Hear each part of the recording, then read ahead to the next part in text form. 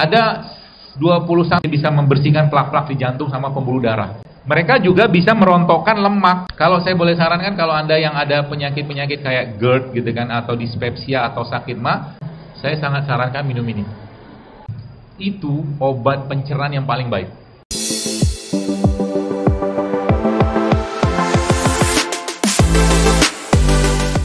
Bahan bakunya tubuh kita, ya kita kembali ke apa yang Allah sampaikan dalam Al-Quran.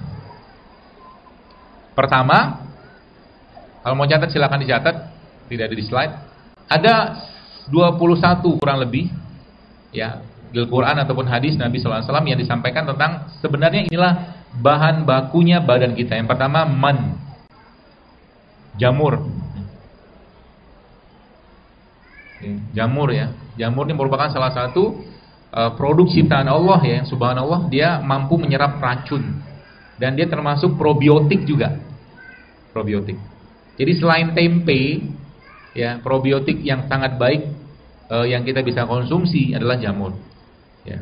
Hati-hati dengan beberapa jenis racun yang ada pada jamur. Jadi cari jamur yang relatif tidak terlalu banyak racun aflatoksinnya. Itu yang pertama, jamur. Yang kedua apa? Bawang merah. Bawang merah. Bawang merah nggak ada, tapi ini bawang merah adiknya dia lah. Ya. Kemudian yang nomor 3, bawang putih.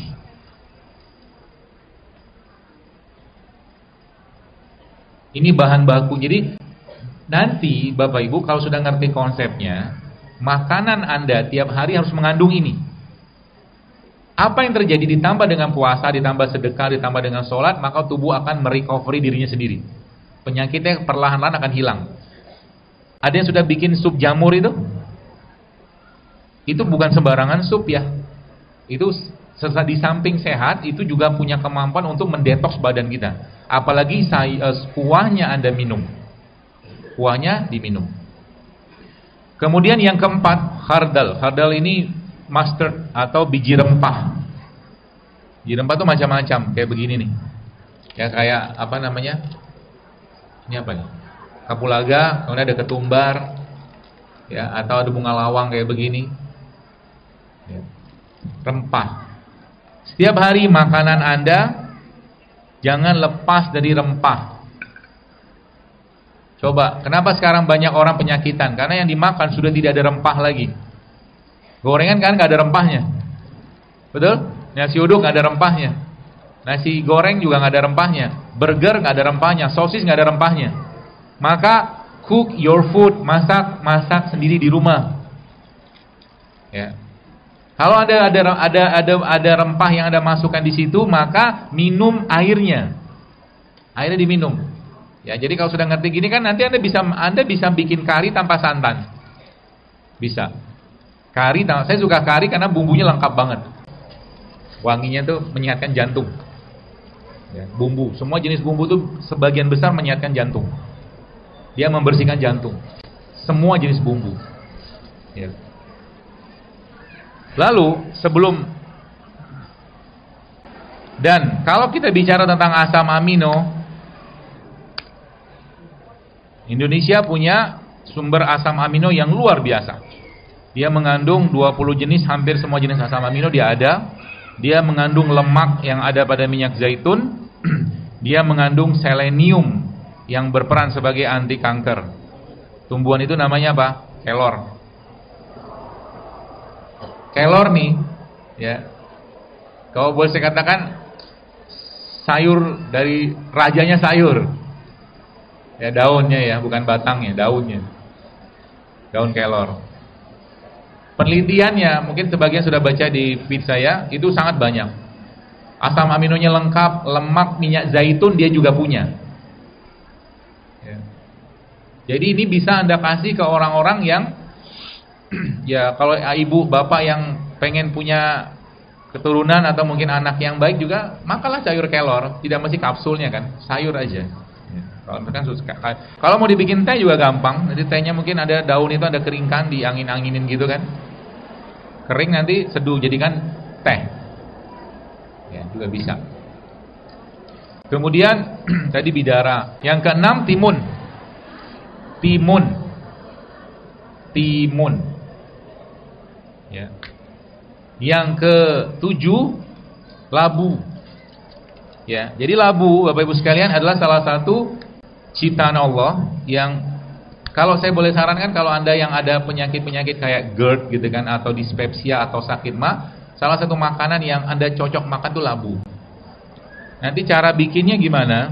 Nanti labunya di blender ya, kayak atau dipakai food maker gitu, yang sudah labu kuning ya, yang sudah matang ya. Kemudian dibikin kayak pergedel. Labunya dibikin kayak pergedel. Oke. Lalu dikasih suiran kurma. Dikasih salt and pepper, lada hitam sama garam. Kasih minyak zaitun sedikit. Itu bisa jadi bubur bayi sama makanan buat orang-orang yang gangguan pencernaan. Rasanya gimana? Udah kebayang lah, enak banget. Sangat enak. Labu. Jadi pagi-pagi nggak usah lagi makan bubur ayam, makannya bubur labu. Jauh lebih sehat. Atau bubur yang lain. Jadi cara makan bubur ayam gimana? Saya ajarin caranya. Bubur ayam nanti kalau ada yang jual pagi-pagi, beli kuahnya. Kuahnya bubur ayam. Oke? Habis itu Anda minta banyakin daun bawang sama seledrinya. Lalu kasih sambal dikit. Kalau ayamnya ayam kampung, kasih ayam. Tapi kalau enggak, udah itu aja. Itu namanya sup. Ya. Gak usah pakai nasinya. Itu jauh lebih sehat daripada buburnya dikasih. Ya, bubur dikasih nasinya kan. Biasa kita makan nasinya pakai, kemudian enak banget sih emang. Bubur ayam tuh kan ada kerupuknya, ada cakwenya, ada apa lagi? Ada kacangnya, ada ayamnya. Sehat nggak? Sudah tahu, Anda udah tahu sih nggak sehat, ya kan? Tapi ya masih dikerjain juga. Namanya apa? Loli. Dan kalau kita lihat kembali ke puasa, lupa saya. Kalau umat Islam betul-betul mengikuti pola ini, Bapak sekalian, kita tuh paling lama puasa loh. Bayangkan kalau seandainya kita benar-benar ngikutin polanya Nabi ya. Kalau seandainya Anda misalkan nih puasa Senin Kamis atau puasa sunnah yang lain, Anda berbuka, oke lah makan, berbuka, makan secukupnya. Dan berbuka memang bagusnya pakai buah. Nabi kan mengajarkan pakai kurma. Kalau nggak ada kurma, air putih. Kalau nggak ada ya Anda minum makan buah juga nggak apa-apa. Jadi berbuka itu atau pagi-pagi itu memang lebih baik makannya buah. Kunyah di buahnya, dikunyah. Lalu kan makan tuh, makan orang berpuasa kan, habis isya ngapain? Tidur. Kalau jadwal normalnya Rasulullah kan ba'da isya tidur. Kalau ba'da isya dia tidur, katakanlah isya jam 8 sangat selesai, maka jam 8 dia tidur sampai jam 5 atau jam 4. Maka 8 ke 16. Maka 8 jam dia puasa lagi. Kalau tadi aja dia puasa dari sahur subuh ke sore udah 13 jam, 13 ditambah 8 udah 21 jam dia berpuasa. Luar biasa kan? Kalau kita ngikutin polanya Nabi. Makanya Rasulullah itu ketika beliau meninggal sallallahu alaihi wasallam, ubannya kan cuma 3. Uban itu kan tanda oksidasi.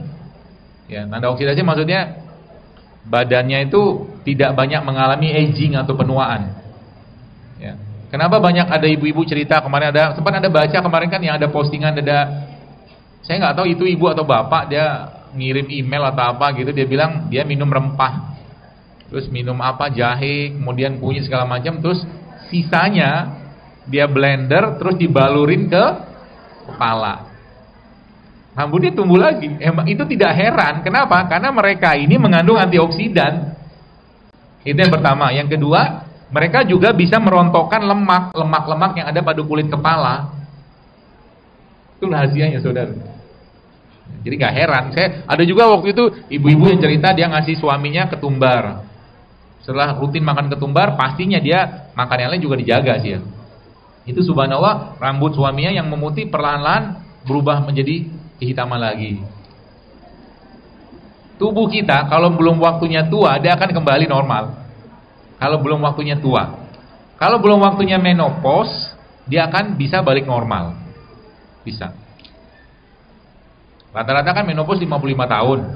Rata-rata. Tapi kalau 45 tahun, 43 tahun sudah menopause, berarti ada nggak beres dengan makanannya atau dengan pola pikirnya. Gitu. Kemudian yang selanjutnya adalah kacang-kacangan, lentils.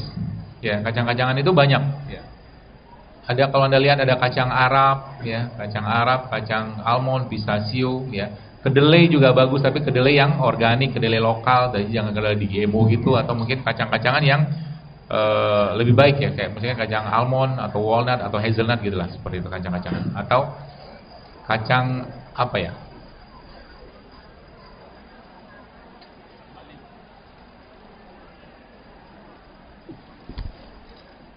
Nah, ini juga nih kacang. Ini kalau ini kacang India. Ya, kalau di supermarket namanya kacang dal. Mirip sama kedelai. Ya. Biasa dibikin untuk makanan, masakan. Kenapa India itu penduduknya banyak anak atau penduduknya banyak? Karena mereka gemar makan rempah. Terutama apa? Kunyit. Kunyit itu obat penyubur yang paling baik. Makanya saya tidak heran kenapa banyak yang hamil ya, gara-gara minum ini sama minum ini. Kunyit, nanti cobain ya, enak. Kunyit dia kupas lah gitu kan, lalu ada slice tipis, potong-potong tipis, lalu masukkan ke dalam air panas, air dispenser aja cukup, lalu kasih beberapa potongan serai, sudah agak sedikit hangat, Anda masukin jeruk, habis itu diaduk, kasih madu. Itu obat pencernaan yang paling baik. Ya. Obat maksudnya dia akan membersihkan pencernaan, rahim juga dibersihkan sama dia insyaallah. Kemudian yang ke-10, pisang.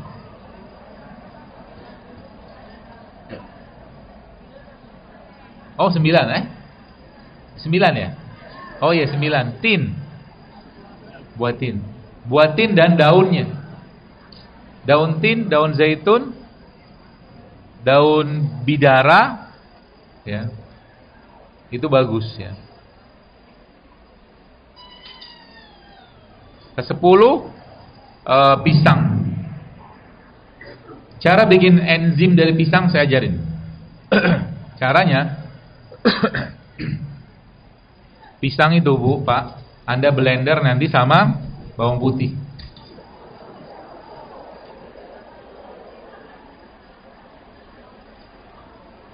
Baru saja sebentar langsung komen luar biasa. Anda tuh coba lihat mie instan, bau juga loh. Bau penyedapnya kan. Ya. Sosis yang biasa itu juga bau sintetik. Ini bau sedikit bawang putih sama pisang, dan bawang putih pun cuma secuil. Satu buah pisang gitu kan, satu pisang lah ya, satu buah pisang itu Anda kasih dengan ini bawang putih mungkin 1/3 atau setengah gitu, nanti di blender kasih madu. Itu akan jadi makanan yang sangat mengenyangkan di pagi hari. Dan jadi obat buat pencernaan juga. Pisang. Kemudian yang ke-11, daun-daun yang beraroma wangi. Ya misalkan kemangi ya, atau basil gitu kan. Kemudian yang ke-12, zaitun. Yang ke-13, kurma. Kalau Indonesia kaya dengan rempah-rempah dan rimpang-rimpangan, maka Allah menciptakan di daerah Jazirah Arab superfood yang terbaik namanya kurma. Jadi kurma ini buat sekalian, dia merupakan superfood yang paling baik. Jadi nanti kalau Anda mulai berdekatan atau bersahabat dengan kurma, maka kita bisa bikin sambal pun pakai kurma. Ya. Sambalnya pakai kurma. Bawang putih, cabai rawit, kasih garam, digiling sama kurma, dimakan sama tempe. Tempenya mentah, enak. Udah ada nyobain? Enak kan? Bapak-bapak jangan ditanya lah, Anda mah tinggal terima beres aja. Minta bikin sama ibunya. Pagi-pagi besok jangan lagi sarapan, jangan lagi minum teh, minum kopi, minumnya serai, kunyit. Judulnya kan mau sehat. Ke-14 delima. Delima nih Bapak-Ibu sekalian, kalau ada yang punya plak di jantung, plak, dan masih memungkinkan untuk tidak dioperasi, maka cari delima, blender semuanya. Kulitnya sama buah dalamnya itu, bijinya itu, di blender semua. Karena dia bisa membersihkan plak-plak di jantung sama pembuluh darah. Itu dahsyatnya delima. Delima. Kemudian siwak ya. Siwak ini sebenarnya kalau bubuknya ada, Anda atau kita bisa kumur-kumur pakai siwak. Kumur-kumur itu pakai bubuknya siwak, itu bagus. Kalau ada ketemu bubuk siwak. Kemudian yang ke-16 pohon perdu. Pohon perdu itu Indonesia banyak banget ya. Sambiloto, pegagan ya, kemudian daun dewa banyak. Nanti lihat aja perdu namanya. Kemudian yang 17 anggur. 18 jahe dan rimpang-rimpang yang lainnya. Kemudian yang 19 daun yang berwarna hijau atau rumput-rumputan hijau. Ya kayak sayur begini ya. Seledri nih Pak Bu. Ini seledri ya.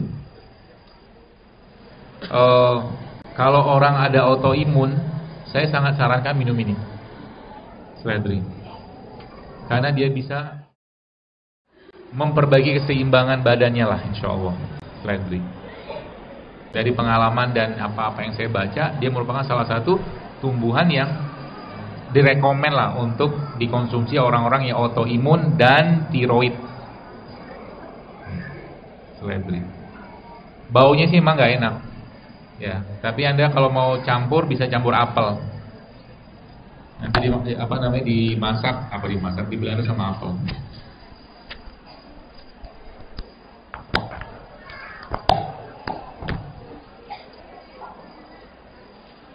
Ke-20 madu. Madu. Ya. Yang terakhir, jadi gini. Ada satu satu bahan ini kalau ada di badan kita atau kita ngasup dia, maka keseimbangan hormon laki-laki dan perempuan itu akan balance kembali, akan balik lagi ya. Bahan ini namanya pregnenolon. Jadi pregnenolon namanya. Pregnenolon ini kalau ada, dia bisa menyeimbangkan testosteron, estrogen, progesteron, kortisol, dia akan seimbangkan. Dan bahan itu ada pada habatus sauda. Makanya habatus sauda tuh, ya mungkin ya Masya Allah memang benarlah sabda Nabi bahwa dia obat segala penyakit kecuali maut. Tidak usah makan banyak-banyak, 1-2 kapsul sehari cukup. Dan tahukah Anda negara yang paling tinggi konsumsi habatus sauda siapa? Jerman. Jerman itu sangat tinggi konsumsi habatus sauda. Dan yang saya pahami dari salah satu sahabat saya juga, dan ya guru saya juga, dia katakan habatus sauda yang paling baik itu berasal dari Najasyi atau Ethiopia. Ethiopia itu bukan negara miskin loh. Ya kalau lihat sana itu ladang habatus sauda paling besar di dunia di situ, di Ethiopia. Jadi bayangkan kalau seandainya Bapak sekalian, ya kita mulai kenal dengan bahan-bahan ini dan kita mulai berdekatan ya. Apalagi sebenarnya banyak sekali tanda-tanda. Jadi ibu sekalian, kalau Anda mau bikin butter itu kan mentega kan secara umum, bisa pakai bahan ini.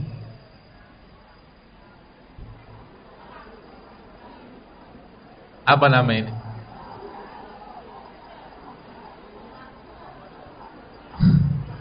Pumpkin.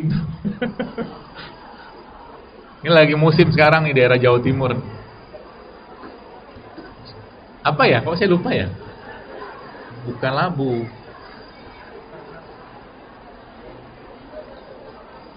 Butternut.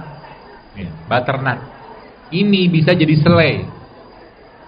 Selai, kalau Anda makan roti ya, saya pribadi tidak menyarankan roti yang tepung. Kalau tetap pengen makan roti, Anda bisa bikin roti-roti yang non gluten. Kayak di depan tadi ada yang jual tuh, apa tuh dia jual, nggak tahu jual apa tuh. Dia tulisnya non gluten, non tepung.